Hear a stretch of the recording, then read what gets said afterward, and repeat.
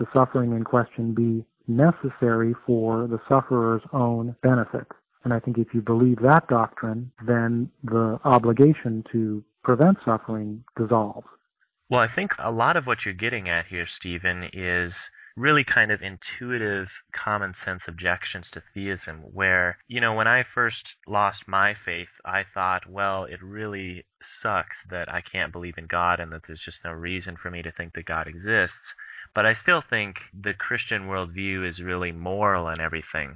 But as I've thought about it more, there's more things like this that have come to my attention where I realize, oh my gosh, this Christian theism is horrifying in a lot of ways. If you take it seriously, I mean, it's a universe commanded by a supreme, unquestionable dictator who demands jealous worship and allows so much pointless suffering for who knows why, allows people genuinely seeking him to not find him or to find some false religion. I mean, if you take Christian theism seriously, God is evil in almost every way I can even conceive of. And it's horrifying to think that so many people, like I used to, think that this is the standard of goodness to whom all humanity should be held. It is mystifying why that's so, but it's an extremely popular view that atheism is bad for morality, when in fact it seems to me pretty clear that theism is what's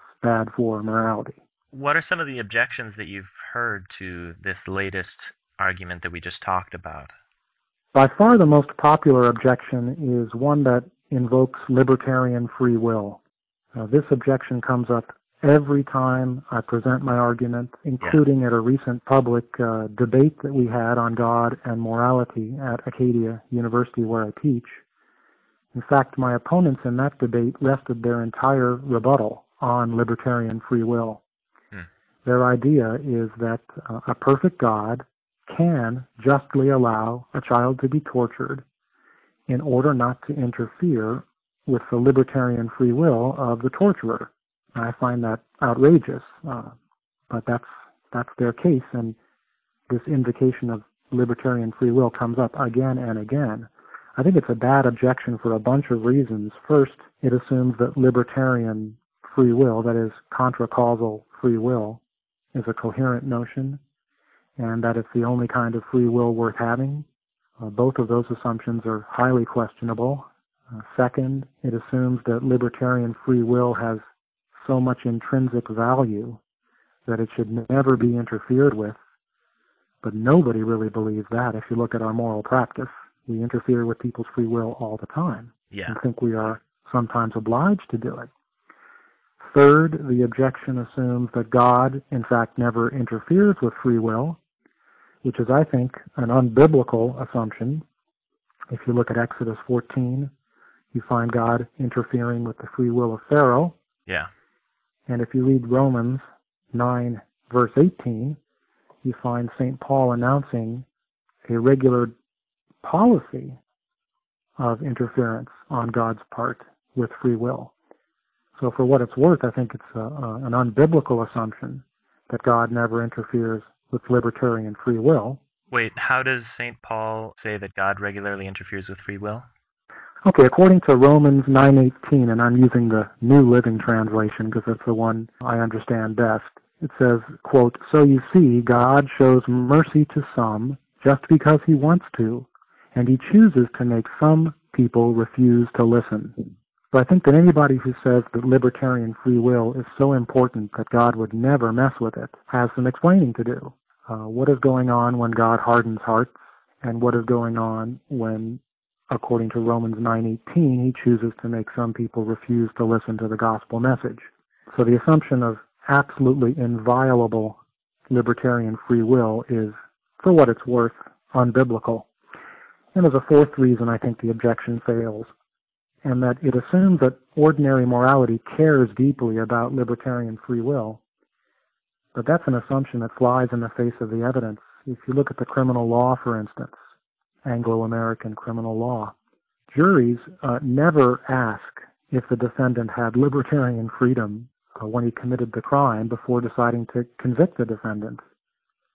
Judges don't instruct juries to pay any attention to that. So unless the criminal law is way out of whack with ordinary moral assumptions, libertarian free will just isn't part of our ordinary moral background. Well, wait a minute, though. Isn't there a significant legal precedent for letting certain criminals off the hook, so to speak, if we feel that they weren't in control of their actions? Like, for example, if they were significantly mentally insane or something like that? There is this McNaughton rule, I think it's called, which requires that the defendant have been able to conform his conduct to the law and recognize the wrongness of what he was doing. But both of those assumptions are compatible with determinism, as any compatibilist will tell you. What libertarianism requires is that the defendant's actions not have been determined by the prior state of the universe. And judges don't require that that question be looked into. Juries aren't allowed to ask it. And on the rare occasions in which this sort of thing comes up in the trial court, you find the appellate court saying, that's not germane.